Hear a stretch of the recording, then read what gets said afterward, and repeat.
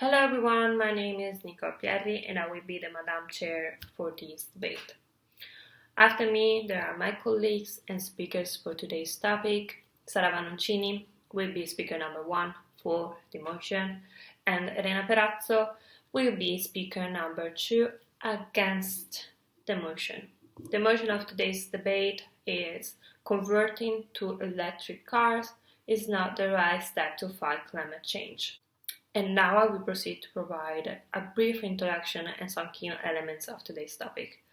It has been a few months since the discussion I had in the European Parliament regarding the implementation of a few policies related to electric cars and the ban of ICE cars from 2030 in the European climate law. These policies aim to reduce at least 92% of greenhouse gases, which will benefit the protection of the ecosystems, agriculture and infrastructures and prevent other catastrophic events. As a matter of fact, the Parliament voted in favor and supporting the transition and finding also new innovative strategies. The topic of today deals in particular with the pros and cons of transitioning to 100% electric vehicles sales by 2035 and also electric vans, while ditching fossil fuels for 100% renewable energy sources. Considering also based on the IPCC reports, the risks of air pollution, but also noise pollution to the health of the world population.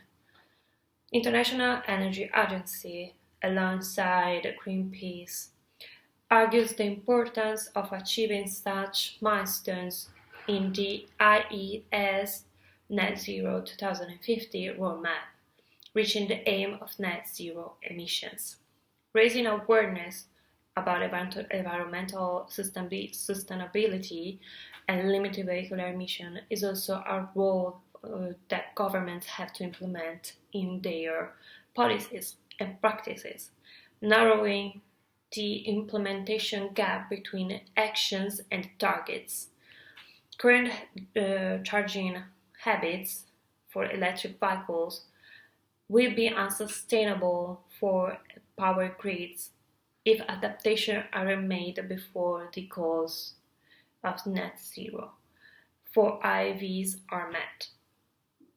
In this debate, both speakers will provide the information they gather and the opinions on the impacts that EVs will have on the planet and our lives. Now I will provide to you some keywords that I have mentioned, but also my colleagues are going to mention in their contribution. And the first one is ICE, which is the internal combustion engine, that the ignition and combustion of the fuel occurs within the engine itself. Power grid is a network of synchronized power providers and consumers that are connected by transmission and distribution lines and operated by one or more control centers.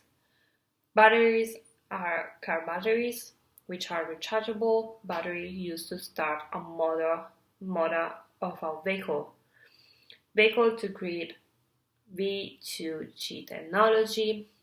It is a system that lets electric vehicles communicate with the power grid and even provide electricity back to the grid to meet energy demand. Hydrogen fuel cells this is a more chemical aspect, which is the electrochemical cell, which is an apparatus used to generate electricity that converts the chemical energy of a fuel and an oxidizing agent, which is an agent that reacts by removing electrons from other substances, into electricity through a pair of redox reactions, which is basically the transfer of electrons between chemical species. GHG is greenhouse gases, which are gases in the Earth's atmosphere that trap heat. So I will repeat the motion, which is converting to electric cars is not the right step to fight climate change. And I would like to thank you for the attention, and I will now leave the floor for the first round to speaker number 1, Sara, for the motion. You have 8 minutes. Good morning, everybody. I'm Sara Vanoncini, and today I will speak for the motion. Before starting, I would like to make an important statement here, that is that the climate change is probably the most crucial issue that our politicians and experts have to face with in the present and will have to face with in the future. And I'm resolute in my belief that the reduction or possibly the elimination of the consumption of fossil fuel and of CO2 emissions are unpostponable for our security and the security of the environment. Anyway, today we are not going to talk about the climate change, but we are trying to evaluate the possible solutions and the possible path towards this environmental aim. My opinion here is that the European decision of about electric vehicles is not the proper one in order to fight the climate change, and I will explain you my point of view using mainly 3 arguments.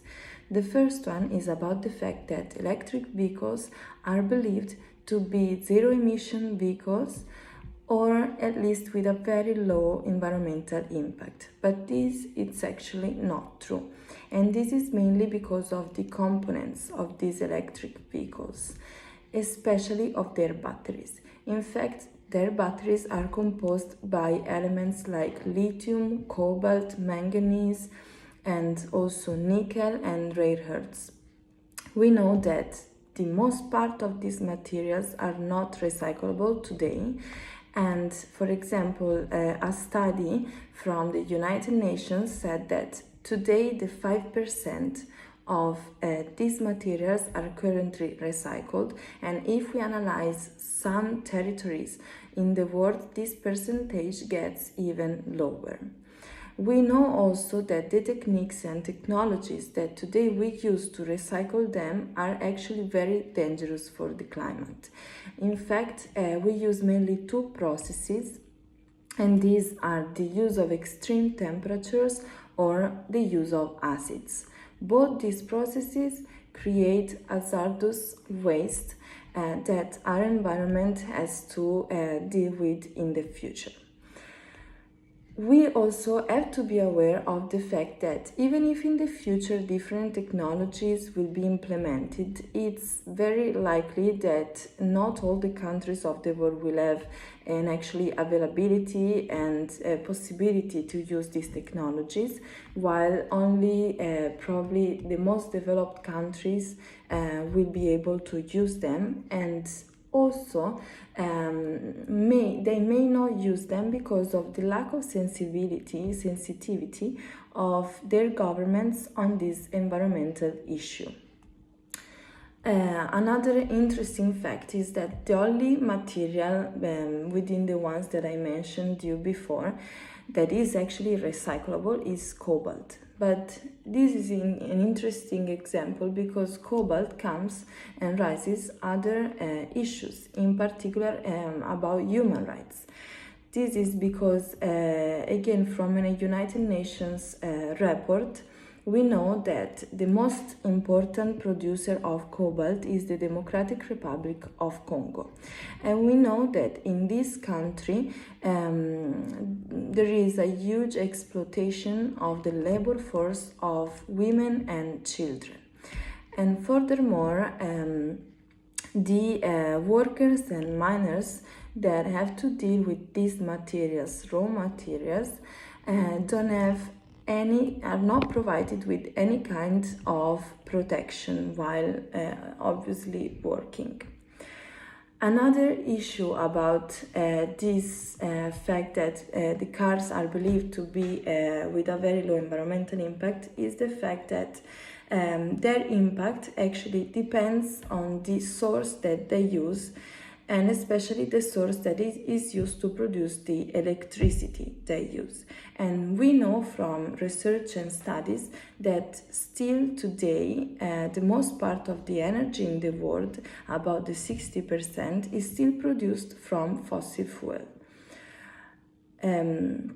In Europe, this percentage gets a little bit lower and it comes to 40%.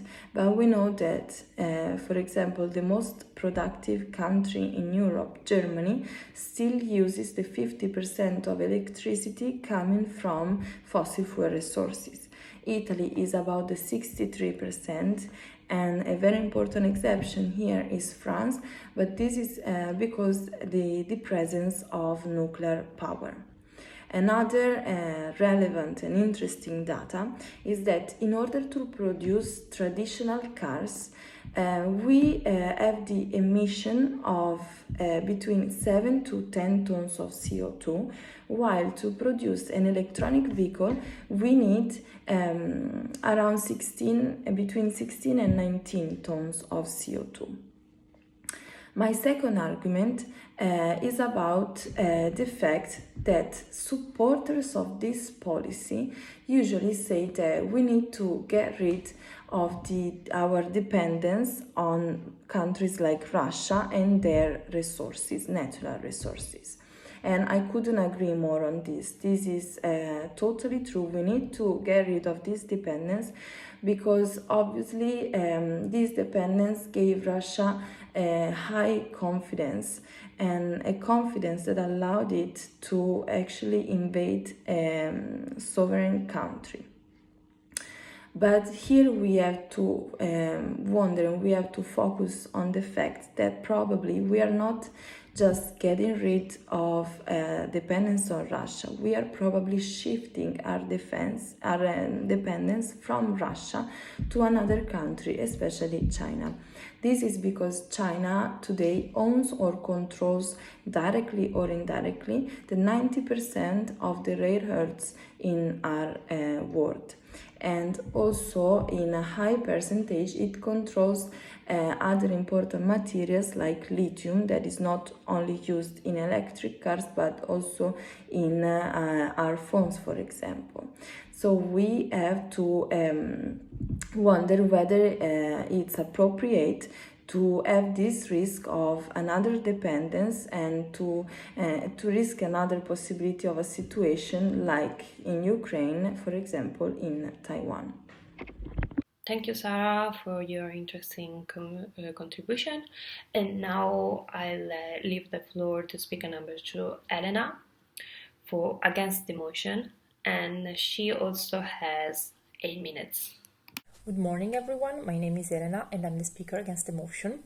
So, as Madam Chair was saying in the introduction, electric vehicles reduce the carbon footprint from the transportation sector, which is currently responsible for 20% of the greenhouse gases emissions globally, a number that is rapidly increasing due to the impact of the developing countries. So, also electric vehicles can help the European Union meet its goals to reduce carbon emissions by 80 to 95% by 2050. So electric cars typically have a smaller carbon footprint and have no tailpipe emissions, and using electricity for charging, they can have a smaller or bigger impact based on how local power is generated. For example, using coal or natural gases produces carbon pollution, while using renewable sources do not. So, but even accounting for these electricity emissions, research shows that an electric car is typically responsible for lower level of emissions than an average new gasoline car, and as the renewable energy sources become more available, more prevalent, the carbon footprint will continue to decrease.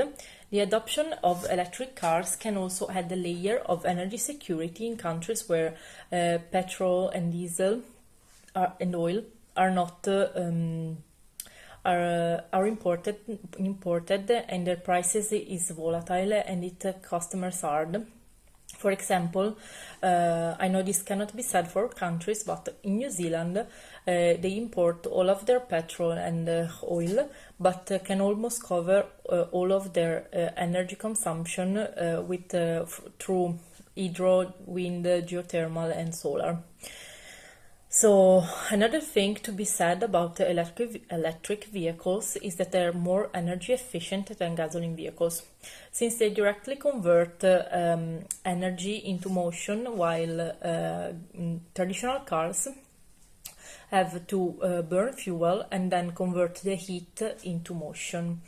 This means that they use the same energy to travel the same distance.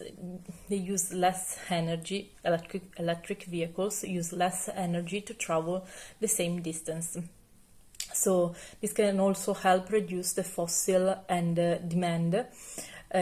fuels demand and the dependency on them, and lower greenhouse gases emissions. And also, it is important to look beyond the initial production phase when assessing the environmental impact of electric cars. It's true that some studies have demonstrated that the production of traditional cars generate less carbon emissions than standard vehicles. This is mainly due to the the extra energy required to the production of the battery for electric cars. However, when we have to look to into the big picture, as electric vehicles generate less carbon emissions during all of their life cycle, and once electric vehicles are manufactured, they produce very low carbon emissions and requires no diesel or gasoline to power its engine. But I will go deeper into the issue of the batteries in my second speech. So, also, the use of electric vehicles can positively impact the power grid, especially when it comes to the integration of renewable energy sources. One of the benefits that comes with the batteries is that they can store excess of energy generated by renewable sources and release it back into the grid when demand is high. This process is also known as vehicle-to-grid technology. Can help balance out the fluctuation in renewable energy generation and increases the reliability and stability of the grid, so the power grid. And even if some are concerned that the increasing number of electric cars on the road will lead to increased demand in electricity demand, research indicates that with smart charging technology, the grid can handle the increase in demand. A study of the European Commission Joint Research Centre says that by implementing smart charging, we can make better use of our existing electricity infrastructure and reduce the strain on power grid during times of high demand. During period of peak electricity demand, charging electric cars at off-peak times can alleviate the strain on the grid, and it's also cheaper for the customers. So this can help maintain a stable and reliable energy supply. It's worth noting that high electricity demand from electric cars growth may drive the need for upgrades in transmission and distribution infrastructure in the long term.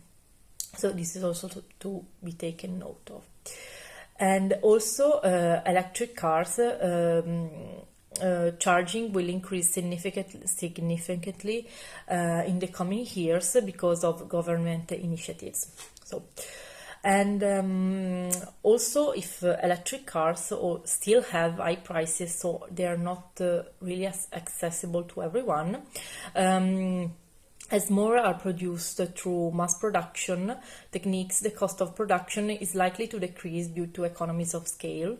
And governments around the world, including the European Union, are incentivizing the purchase of electric vehicles. And so this combined with competition among car makers, advancement in battery technology, a factor that can help electric cars become a more viable option, convenient and accessible for a larger number of people. Also, last but not least, it's the health benefits that comes with the adoption of electric cars, since air pollution caused by traditional cars results in health complication and premature deaths worldwide. In 2019, the World Health Organization reported that estimated that outdoor pollution, air pollution, so even including traditional cars pollution emissions, is responsible for 4.2 million deaths each year. And with this, I concluded my intervention. Thank you both speakers for their contribution in the first round. Now we will begin with the second round, and they have each 5 minutes. My third and last argument is about the fact that, to me, the European Union should focus on incentivizing sharing and sustainable mobility, for example, like bicycles and public transportation, rather than trying to find a way to allow people to use their private cars. In fact, European cities should try to change their paradigm and their own structure. From studies, we know that car users need and require 3.5 more times the public space than non-car users, and this is a very huge amount of space. And also, a researcher investigated the case of Berlin. As we know, Berlin is one of the most developed cities in Europe, and still in this city, we know that the 39% of the public space area is required for the circulation of vehicles, and 19% is required for the parking of these vehicles. So we can say that almost the 60% of the public space of Berlin is required by cars. And this data gets even more interesting if we think about the fact that cars are not even the most popular, the most used means of transportation in the city. After giving you this data, I would like to give you some examples about to prove you the fact that another kind of paradigm of our cities and alternatives to these structures are already available and already implemented. Two important examples are the city of Ghent in Belgium and the city of Pontevedra in Spain. Especially in particular, the city of Ghent managed to double the size of pedestrian space, and this allowed to create a city center almost completely free from car traffic. And it also created a low emission zone in the city center, and it also decreased the speed limit to 30 kilometers per hour. The city of Pontevedra its administration managed to create something similar, because it managed to pedestrianize 300,000 square meters. And it's really interesting the fact that it managed to do this only by eliminating the parking spots in the city, at least the surface one, the one over the surface. And the administration created parking spots under the surface. Now it's interesting to see some pictures from the cities of Paris and Valencia. In the city of Paris, the the route along the Seine was totally pedestrianized and the traffic of cars was forbidden. And something similar happened in the Plaza de la Reina in Valencia. And in these images and videos, it's possible to see that the city finally was returned back to their citizens and inhabitants. Concluding, I would like to state that the European Union actions are totally appreciable, but we are not in the position to settle for less than a real commitment. Thank you. In the second part of the debate, I will address the battery problem. One of the main concerns people have about electric cars is that they use mainly rechargeable lithium-ion batteries. However, I believe that the problem of electric cars can be solved through a combination of approaches. For starters, we have to say that electric car batteries are designed to last longer than our traditional cars, and they tend to last between 10 and 20 years before they need replacement, and even if they tend to lose some of their charging capacities over time, it happens quite slowly. Second, electric car batteries have a system that prevents the battery degradation, called Battery Management System, BMS. The BMS controls battery charging and discharging and ensure it is done in a way that it is the least harmful to the battery cells. For instance, it can be set aside a certain capacity to protect the battery or relocate energy to ensure cells are being used evenly. Speaking of ways to reduce the impact of batteries, upgrading the battery technology is a possible way. By doing this, we can ensure batteries are more efficient and so increasing their energy capacity, which means we can drive longer distances. And if we can extend the lifespan and of the batteries, we can avoid the need to replace them frequently.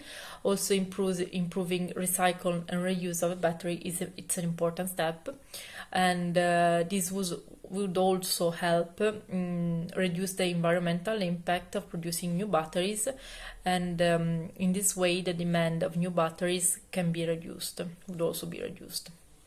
And electric car batteries contain a variety of valuable and rare metals such as lithium, cobalt, manganese and nickel, which can be recovered and reused in the manufacturing of new batteries.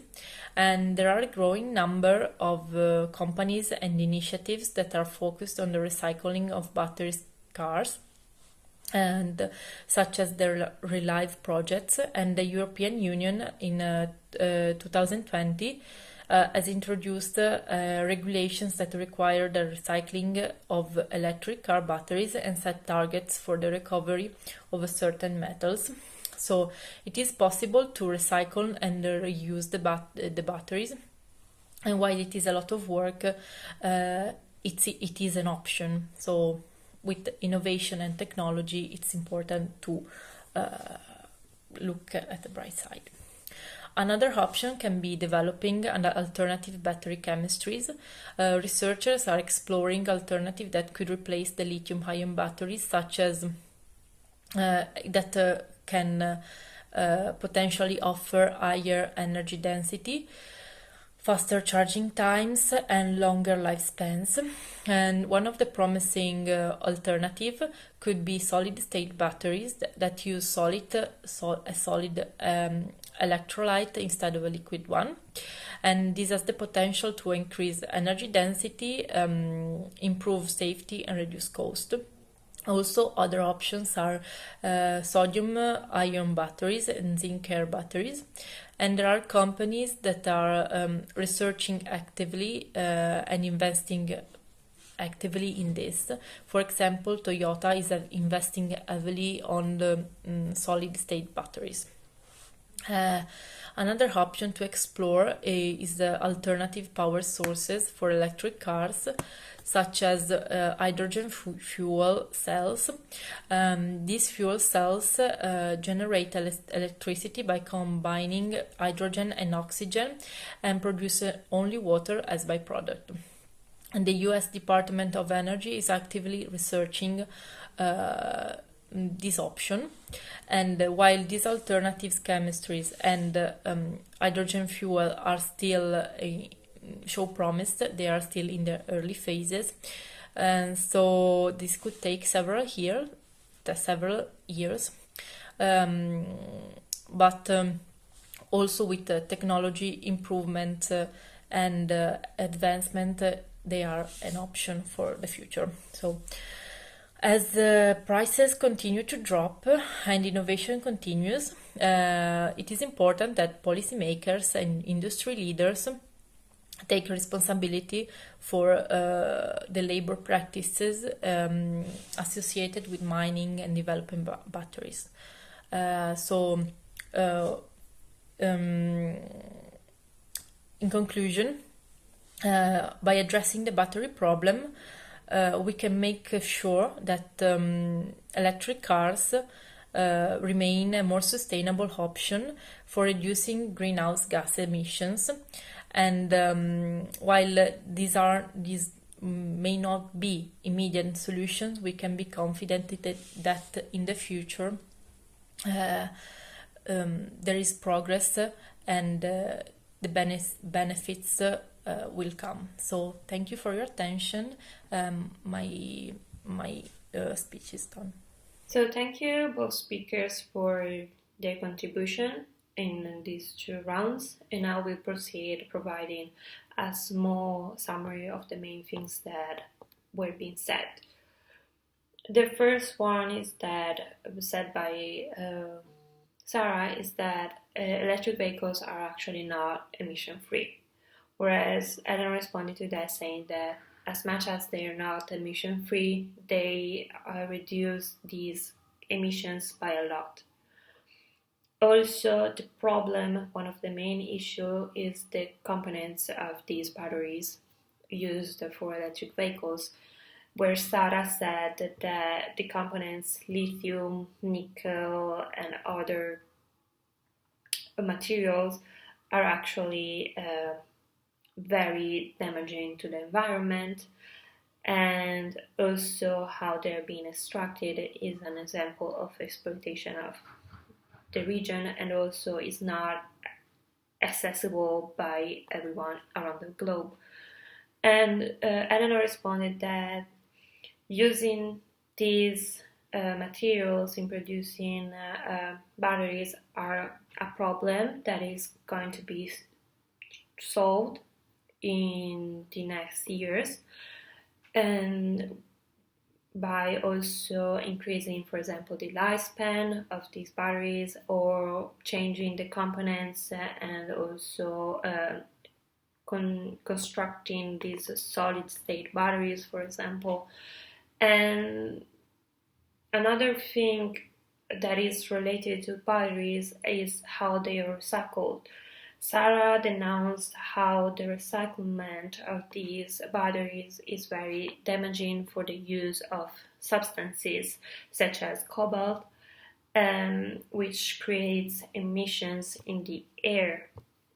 Whereas Elena responded saying that also the recyclement of these batteries is being resolved in industries by the creation of new solvents or other elements related to the process.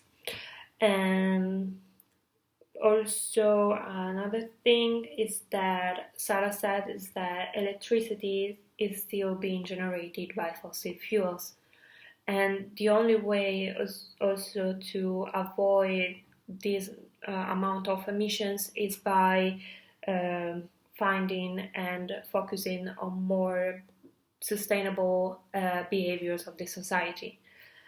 And Elena also said that electric vehicles are a solution if some elements are being met by the industries that made these vehicles. So this is the end. With this, I'm going to end our debate, and I hope it was interesting enough for those who are listening.